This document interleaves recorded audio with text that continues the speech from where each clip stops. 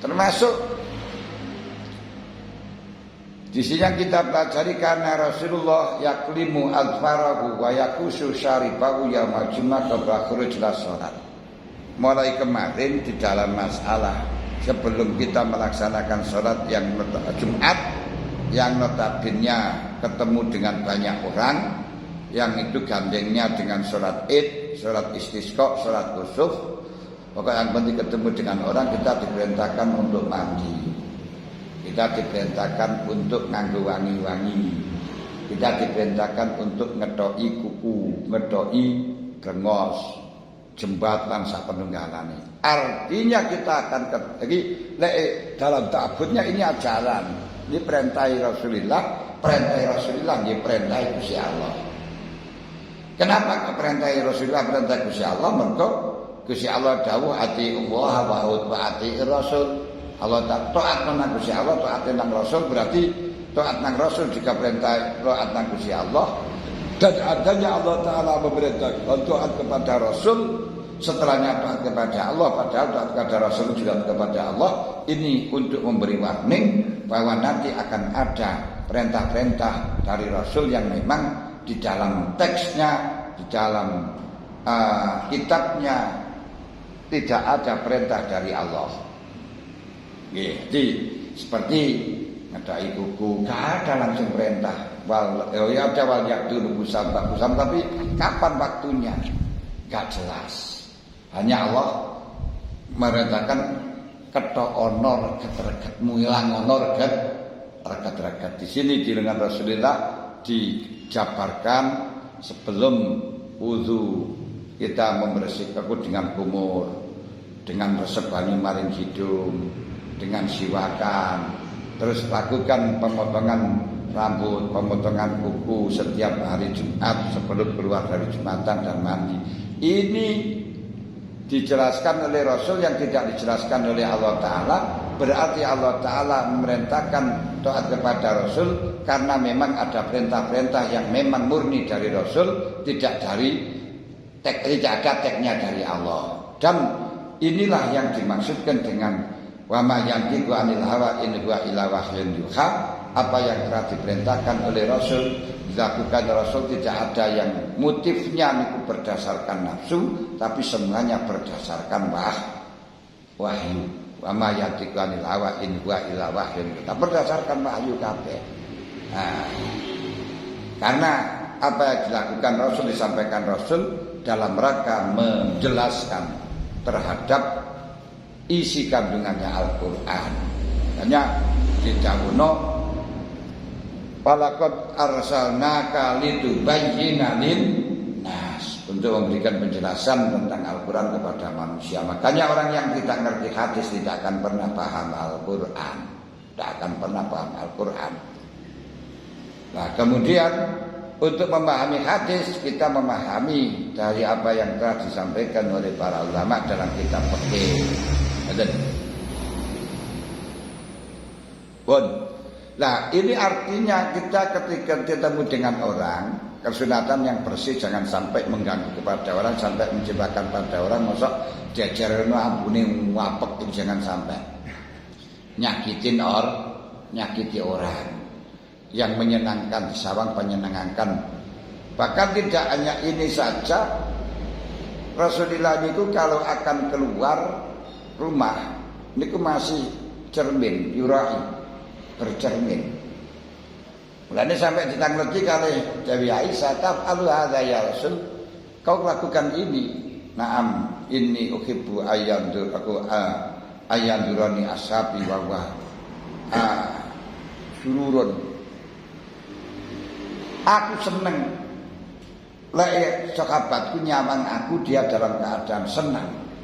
Aku seneng lek sahabatku nyawang nang aku niku dalam keadaan senang. Lha niki. Jadi wong aja ngecewakno wong liya. Jadi Islam ini tidak mengajarkan gembrot tidak mengajarkan koproh. Apa niku jenenge nggih? Oprah dulu lah gampangan. Rokong tidak mengajarkan yang bersih, penampilan yang bagus, terus menampakkan kemewahannya, menampakkan kita tidak butuh pada orang. Makanya di dalam Al-Quran sendiri juga disebutkan sedekahlah kepada orang-orang fakir, tapi orang yang tidak menampakkan kefakirannya. Lil fuqara alladziina uksiru fi sabilillah la yastati'una darban fil ardi yahsabuhumul jahilu aghniya'a minat ta'affuf ta'rifuhum bisimahum la yas'aluna an-nasa ilhafa. Sedekahlah kepada fuqara, masa fuqara fakir-fakir alladzina uksiru fi sabilillah, yang kehidupannya hanya digunakan fokus di dalam ajaran Allah. La yastati'una darban fil ardi, sehingga tidak ada kesempatan untuk bekerja di bumi, melek duit. Tapi yaksabuhumul jahilu aghniya, orang yang tidak kenal akan mengatakan dia orang kaya. Nah, kenapa? Ta'rifum bisimahum, hal itu bisa kau lihat dari tandanya. La yas'alunan nasa, apa, tidak pernah minta. Makanya yang paling baik kita menampak wong fakir, menampakkan kekayaan. Izharul hina ma'al fakri khairun minal fakri. Wong ngetokno sugih, ngetokno enggak butuh kepada orang, padahal dia sangat membutuhkan, ini lebih baik dari fakirnya itu sendiri. Makanya orang Islam itu harus menampakkan tidak butuh bantuan kepada orang lain. Jangan bangun masjid ae nyegati di ratan. Misalnya manuwe ngetokno lek gak duwe, ngetokno lek melarat gak kena. Walaupun kita enggak punya, tapi jangan diperlihatkan yang semacam itu, ketok nyuarat ngoten nah. Ngoten lho. Lah, hal ini jadikan terus pelajaran ini jadikan akhlak, jadikan akhlak. Perlihatkan kalau kita tidak membutuhkan kepada orang lain.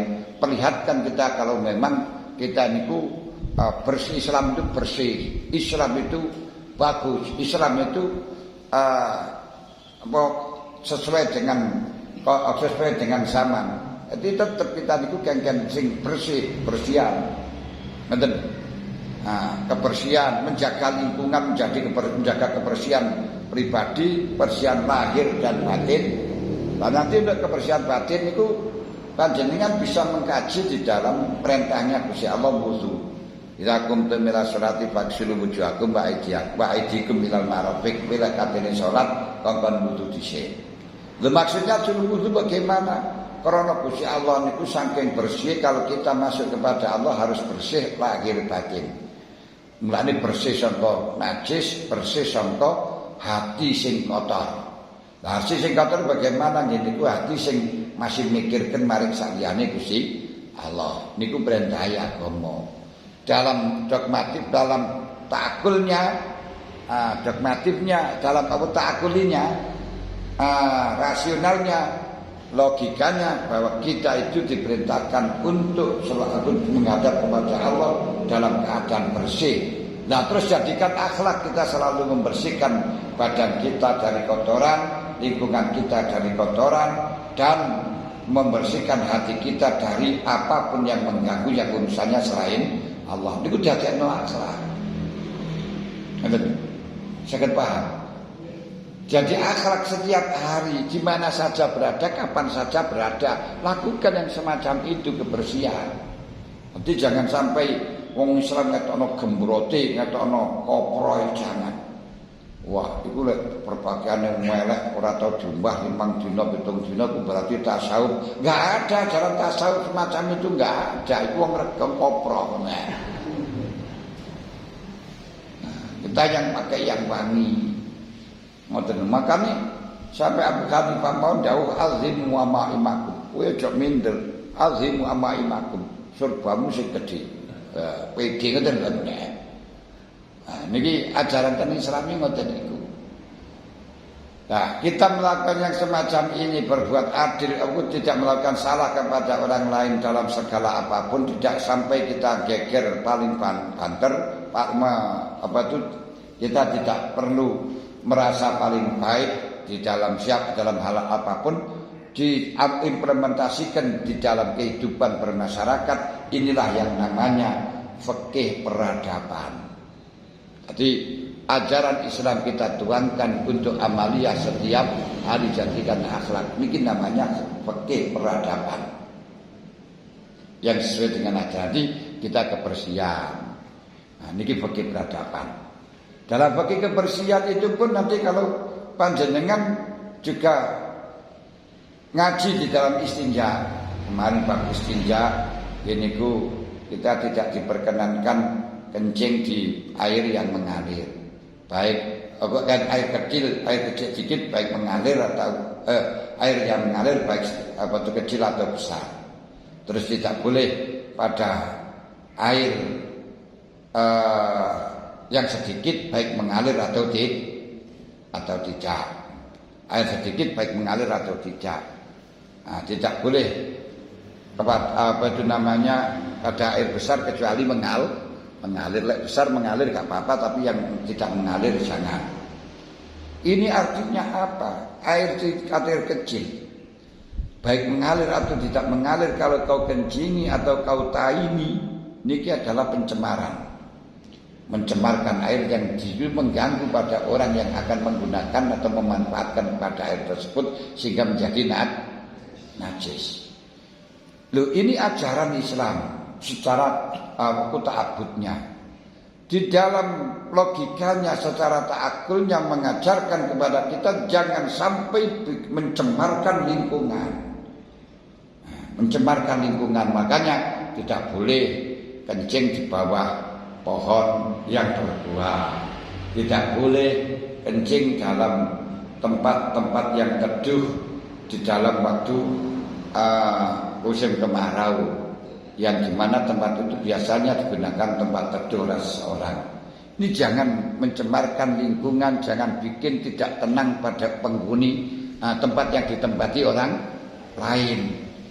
Jangan kencing pada lubang hayawan. Ini jangan menyakiti kepada binatang siapapun. Ini ajaran. Logikanya jangan sampai menyakiti kepada binatang, kepada makhluknya Allah siapapun. Terus jangan sampai membuat pencemaran dalam lingkungan, jangan sampai membuat perbuatan yang bisa merusak lingkungan. Ini tuangkan di dalam akhlak per hari. Jangan bikin pencemaran lingkungan Anda. Mungkin pencemaran tidak boleh. Cukup dengan dalil tadi tidak boleh kencing, dan itu sudah bisa kita jabarkan. Jangan membuang kotoran sapi di sungai, sampah di sungai, itu pencemaran. Tidak boleh semacam itu di dalam ajaran Islam. Wah, itu milik umum. Justru milik umum inilah jangan dicemari. Kalau milik kamu sendiri gak masalah, yang rugi kamu sendiri. Tapi kalau untuk orang banyak ini akan merugikan banyak orang. Niki di dalam fikih saat ini diarani fikih lingkungan. Niki dalam ajaran Islam sudah ada semenjak dulu. Wes jelas gamblang, cuma gak tahu disebut dengan fikih bid'ah. Tapi ajaran semacam itu, maka ajaran-ajaran yang ada dalam Islam ini logikakan, setelahnya dilogikakan, tuangkan dalam akhlak. Jadi tidak boleh mencemarkan itu jadi kena akhlak. Jangan sampai gak boleh kencing saja. Tidak hanya kencing saja, yang maksudnya tidak boleh membuat pencemaran. Tidak hanya dengan kencing, tapi kamu membuat kotoran, membuat sampah dan lain sebagainya. Ini juga gak boleh. Jadi itu yang jenenge pakai cerdas ini tentu ya. Ngaji cerdas ini ngoten niku. Ngaji cerdas ini artinya tidak hanya dengan teks yang ada, tapi kita mengembangkan. Mergo nek kabeh dijelasno ya malah jadi gak relevan. Wong bodoh ya mau pegawai wong bodoh pinter niku cukup disarai satu, kembangkan sendiri. Kembangkan sendiri ngoten lho. Saged paham. Makanya ajaran akan berangkat Jumatan ini artinya apa? Kita kumpul dengan orang, jangan sampai melakukan perbuatan yang akan bisa menyakitkan kepada orang, mengganggu kepada orang lain karena baunya nggak enak dan lain sebagainya. Dan kita harus berpenampilan yang meyakinkan, jangan sampai penampilan kita mengecewakan orang lain. Mbak Gusti Allah dawuh tasurulin nadirin, oleh perbuatan sing wong nyawang niku nyenengno wong nyawang. Nyenengno nyawang tidak harus mewah ndak, tapi termasuk kreatif lah. Niku kesunatan diajarkan begini ngoten niku. Jadi apa? Yaitu yang membuat orang lain seneng nyawang, seneng ngoten lho. Malah justru yang menyenangkan itu murah, meriah, sederhana tapi anggun gitu. Di Sabang niku benar. Jadi kita ajaran Islam itu yang ngoten niku masyaallah luar biasa. Yes. Lek perintah di dalam masalah ta'abudnya ya kedah ana buku, kedah ana jenggot, kedah ana jembut. Ngoten niku mawon di dalam ta'abudnya. Tapi panjenengan logika, napa kok perintah ngono? Supaya kita melakukan kebersihan, menghilangkan hal-hal yang menjadi sarangnya kotor. Kuku niku menjadi sarangnya kotoran. Kita biarkan mumane kuku wireng ngono kae.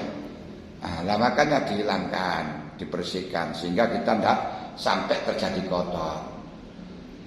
Coba kita diajarkan lagi di dalam wudu kemarin. Setiap hari kita diperintahkan membersihkan belek, terus membersihkan telinga.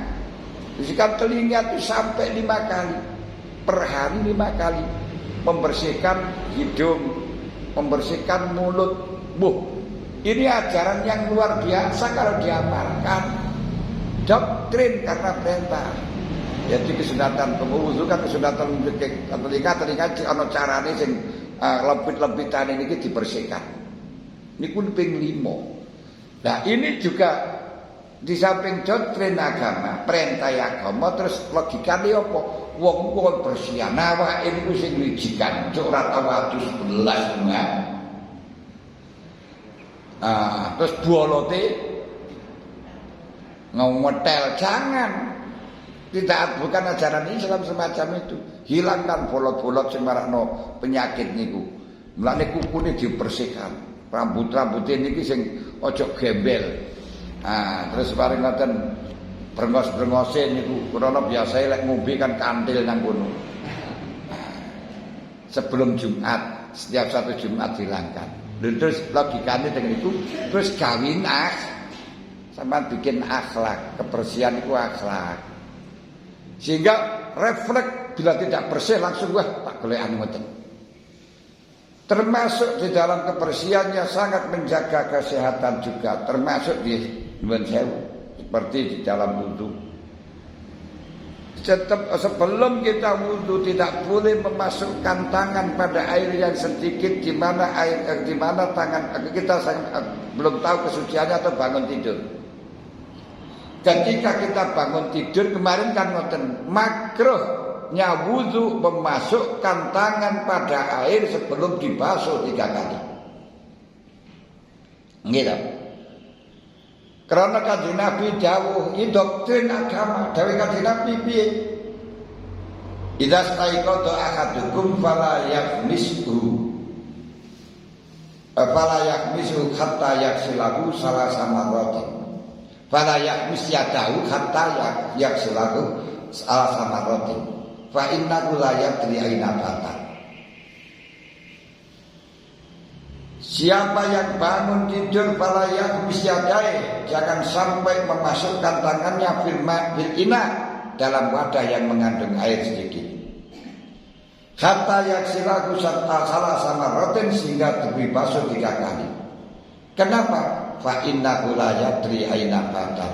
Karena dia tidak tahu pada waktu tidur di mana saja tangan itu beroperasi. Mungkin nyokoi irung, mungkin nyokoi diburi, mungkin ngukuri godik lan sak penunggalane. Ini artinya apa? Kita jangan gampang langsung makan. Lagi apa? Sebelum dibasuh tangan, sing bersih tangane kate mlebu nang masjid dibersihkan ngoten. Wah niki ajaran Islam, bukan ajaran Menteri Kesehatan, yaitu basuhlah tangan, cuci tangan. Mestine ini Islam yang menjelaskan. Wis dijelasno ke biyen, ojo dilebokno sadurunge dibasuh. Padahal itu akan digunakan wudu itu aja enggak boleh kok. Sebelum dibasuh 3 kali. Nah, tapi kita terus itu perintah, setelah perintah kita suruh meyakinkan bahwa tangan kita bersih, wadah kita bersih, semuanya bersih. Setelah meyakinkan bersih macam ini, jadikan akhlak. Ngerti? Jadikan akhlak sehari-hari. Jangan makan kalau tidak jelas bersih. Jangan makan dengan tanganmu sebelum kau bersihkan dengan air yang sangat betul-betul bersih. Karena ini. Oh, ini Islam ternyata jaga kesehatan. Orang terus nyambel mari Lombok ke pasar langsung disambel gak dibasuh dulu. Ya orang mari dikompres karo obat ngerti ta. Nah, mari dikompres karo obat mendem gitu. Nah, suruh membersihkan. Ini lho, Masya Allah. Kita gunakan ajaran itu. Sederhana, perintah itu pengeran sederhana, tapi bagi wong sing berpikir luar biasa. Wong sing ora ngerti, ya apa iki ngoten tok ya. Bukan perintah ngene kutok apa ngene. Tapi bagi wong sing ilmiah sing ngerti Masya Allah itu luar biasa karena melihat kandungannya kemudian dijadikan akhlak.